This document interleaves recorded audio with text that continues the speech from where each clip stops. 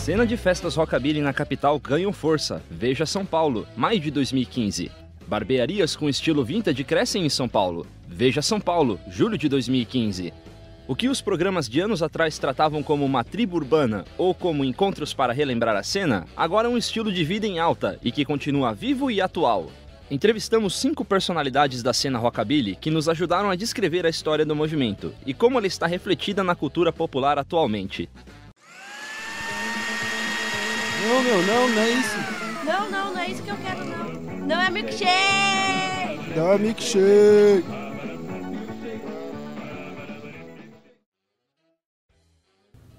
Meu nome é Eduardo Molinar, eu tenho 21 anos, sou formado em jornalismo pela UFSM. A minha relação com o rockabilly é completa, porque eu faço parte do movimento desde os meus 8 anos de idade. Eduardo vive em Santa Maria, no Rio Grande do Sul. Para escrever o livro Rockabilly Brasil, ele teve de sair da cidade onde vive para pesquisar em São Paulo o início da cena no Brasil. O rockabilly começou em São Paulo em 1979, o rockabilly tradicional como subcultura, e então eu fui a São Paulo saber como que tinha começado isso, conhecer as gangues que ainda existem, conhecer as bandas. Do lado paulistano, temos outra jornalista conhecida também por ser a pin-up Miss The Lovely. Meu nome é Mirella Fonzar, eu tenho 30 anos, sou jornalista e editora do site Universo Retrô. A origem do codinome Miss The Lovely, na verdade, é uma brincadeira com uma música de um compositor de jazz que eu gosto muito, que é o Cole Porter. É um compositor que fez bastante sucesso nos anos 20 até os anos 40, mais ou menos. E o nome surgiu dele, assim, é um trocadilho, na verdade, o nome de Lovely, né? Seria um trocadilho com Delicious, e aí ele acaba colocando Lovely no final. Além dos jornalistas, entrevistamos um dos vários músicos da cena, e que já se apresentou com vários artistas conhecidos da cena underground. Meu nome é Paulo Henrique, eu trabalho como Henry Paul, profissão músico, idade 48 anos, sou conhecido como cantor de rockabilly. Então eu abri shows de bandas como Ratos de Porão, né, Garotos Podres, em lugares que eles eram os ícones, né? E pessoas famosas assim que eu toquei, que eu acredito que mais me chamou a atenção, é o baterista do Stray Cats, Slim Jim Phantom. Abri show também do Misfits, se for banda internacional também. Para passar a palavra, o padre e também assessor da Diocese de Osasco, que curte a cena rockabilly.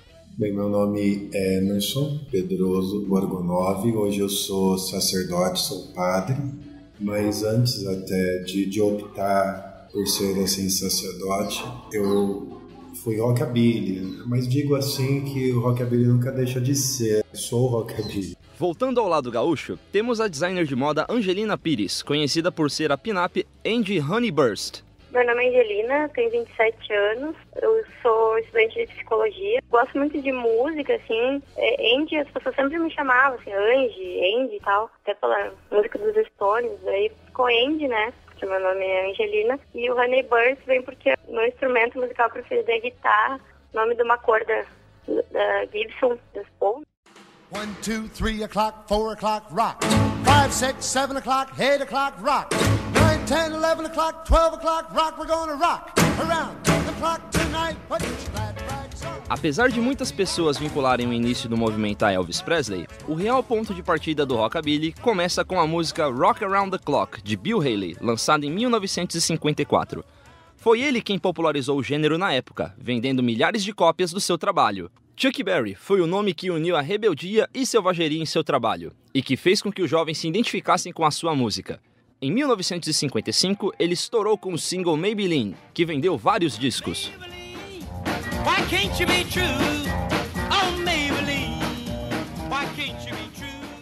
O rockabilly, basicamente, ele é música.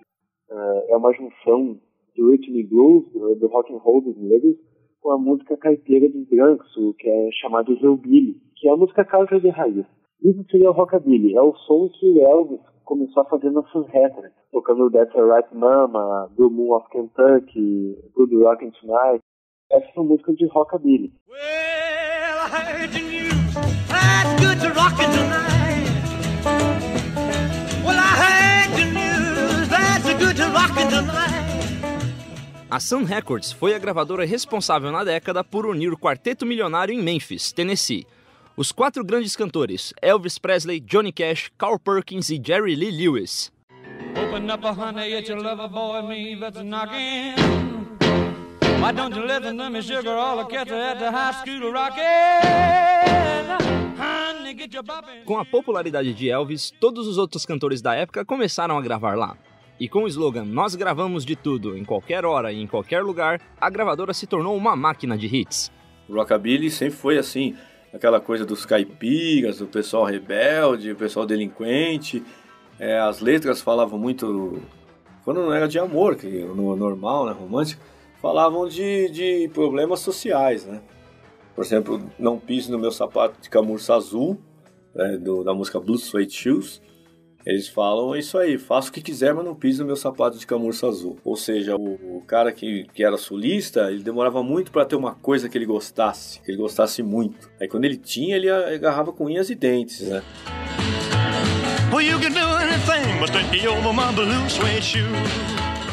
Visualmente falando, um dos símbolos da rebeldia da época foi o ator James Dean.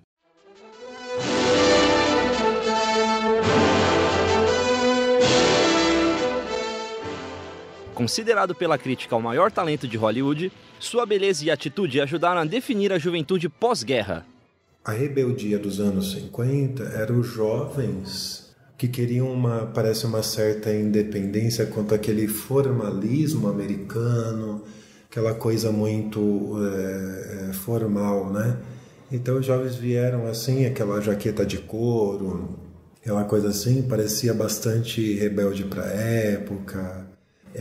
A própria dança, era uma rebeldia, então, muito saudável até. Além dele, as pin-ups, que eram apenas desenhos de garotas pendurados nos alojamentos dos soldados americanos, tornaram-se modelos do símbolo da libertação feminina, agradando a homens e admirando as mulheres. Quando a gente pensa em pin-up, uma das maiores referências é realmente a Betty Page, né? Eu poderia dizer uma referência underground. Foi uma modelo, fez bastante coisas fetichistas, quebrou realmente padrões para a época dela. E a Betty Page acabou sendo referência, né, no ressurgimento do rockabilly depois dos anos 80.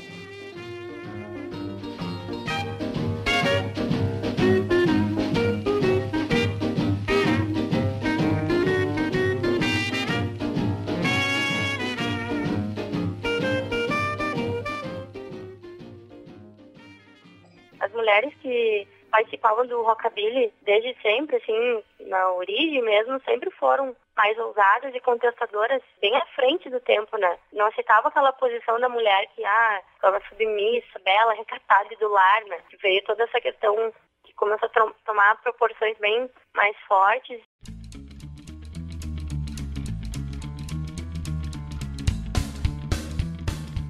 Apesar de sua origem nos Estados Unidos, o rockabilly encontrou abrigo nos 4 cantos do globo. Na Europa, o movimento foi popularizado através dos Ted Boys.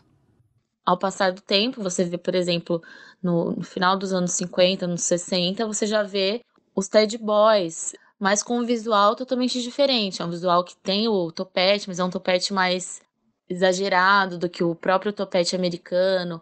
Então, os caras usam costeleta, um terno inspirado na era eduardiana, creepers, que são sapatos com uma sola mais reta, uma plataforma um pouco mais alta. Então aí você já vê um outro visual nascendo na Inglaterra, mas o som já inspirado no mesmo som americano dos anos 50. Os ritmos latinos foram incorporados ainda na década de 50 por Desi Arnaz, ator do seriado I Love Lucy, que teve como protagonista sua esposa, Lucille Ball. Veja isto! Eu não tinha ideia que trem era assim. Olha só, mamãe, as camas estão todas feitas. A fama do rockabilly começou a diminuir com o aparecimento do punk rock nos anos 50, a invasão britânica nos anos 60 e com o sucesso da gravadora Motown nos anos 70. A cena Ted Boy, que começou no final dos anos 50, voltou nos anos 70 na Inglaterra. A gente tem uma onda forte de contracultura da era hippie, das drogas, do ácido e tudo mais. Então, os anos 60, o rockabilly fica meio morto, assim. E ele vai ressurgir nos anos 70, no final dos anos 70, com a banda Crazy Cavan, especificamente na Inglaterra.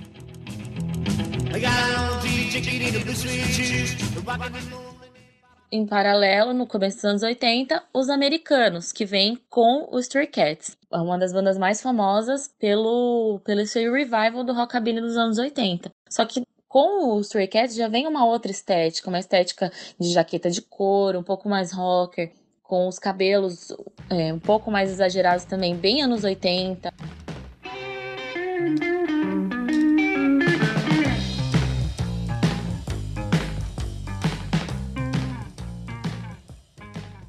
No fluxo contrário das bandas internacionais, o Brasil viveu na década de 50 o movimento da Jovem Guarda, que era um rock com ritmo mais calmo, e só depois da Tropicália e da MPB que o rockabilly chegou no Brasil. Daí, nos anos 80, aliás, em 79, surgiu em São Paulo a banda Coqueluche, que era liderada pelo Ed Ted, que resolveram trazer a proposta do rockabilly tradicional, tipo rockabilly aquele dos anos 50, claro, influenciado já pelos primeiros lançamentos de neo-rockabilly. Era sábado à noite, dia de festejar, e lá vou eu pro chuveiro para um banho tomar. Coqueluche foi a primeira referência nacional do rockabilly e foi também a banda que incentivou a chegada de outras bandas, como os Grilos Barulhentos, por exemplo. Ainda ontem vi seu retrato e relembrei então aquele dia. Na mesma década, como forma de sobrevivência, os adeptos do movimento formaram gangues, como os punks formavam na época. Na Brasilândia, uma gangue que veio da Brasilândia e que existe até hoje é a Hats. E quando a Hats surgiu na Brasilândia, ninguém entendeu o que é aquele bando de cara de jaqueta de couro, de topete, de uma altura exorbitante, e ninguém entendeu. Para o público geral, a visão do rockabilly não tem conexão nenhuma com as gangues ou com a violência. Eles pensam que o rockabilly é milkshake e sei lá, essas coisas assim que a gente chama de bambolê, né? A gente fala bambolê porque teve essa novela Bambolê em 87, muita gente começou a falar que era rockabilly, andando de visual, né? Mas não carregava mesmo a coisa no peito. A gente via que era um pessoal que era modinha, né?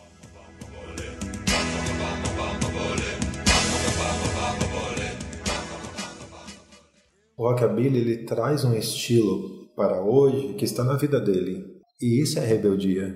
Então, é isso que eu estou falando, não faz parte de modismo. Não faz parte de algo que ele se enfeita. Nem romantismo.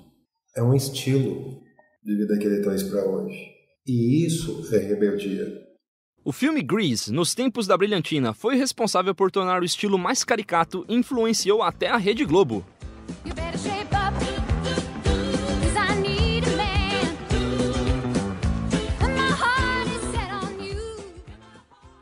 O que era para ser apenas uma novela, para quem é rocker e vive o movimento rockabilly, se tornou um termo para quem é uma farsa. Essa visão mais geral do rockabilly foi usada como referência estética em clipes de música pop. Como exemplos internacionais, podemos citar California Girls, da Katy Perry, e Candyman, da Christina Aguilera.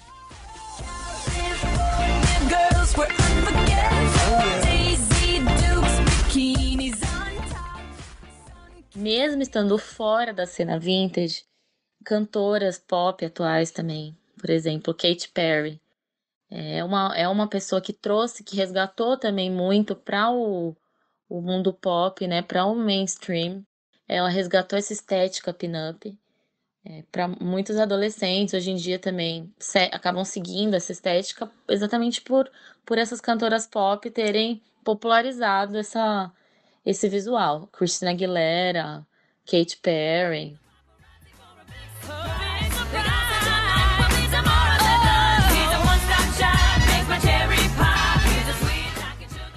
Por exemplo, até teve uma época que acho que a Anitta fez algum clipe, mas usando um lencinho no cabelo, batom vermelho, olho delineado. Aí isso meio que popularizou o estilo. E as pessoas, daí tu usava assim um laço no cabelo, batom vermelho e tal, e dizia, é o estilo da Anitta, assim. Tipo, não, é o estilo do rockabilly e tal. Para quem procura a experiência de visualizar e sentir a cena, pode procurar casas especializadas no ritmo. Então existe, por exemplo, Pin-Ups Party, que é uma festa que tem na Santa Cecília, tem uma vez por mês, de domingo, né? É uma festa que já tem há muitos anos, é muito boa, sempre tem uma banda, tem os DJs, é uma festa bacana. O Rockabilly Dance Party é muito interessante porque são festas de DJs que põem vinis, né? Não é isso. Não é isso que eu quero não. Não é milkshake! Não é milkshake. Não é Milkshake, direção geral, Caroline Honório. Locução, Dante Fontinelli. Roteiro, Lucas Alves. Produção, Franciele Araújo. Edição, Irã Júnior. Pesquisa, Maiara Borges. Orientação, Sérgio Pinheiro, Marcos Nunes e Júlio Moreno. Entrevistados, Eduardo Molinar, Angelina Pires, Mirella Fronzar, Henry Paul, Emerson Pedroso. Trabalho gravado no 6º semestre do curso de Rádio, TV e Vídeo do Centro Universitário FIAM-FAAM, outubro 2016.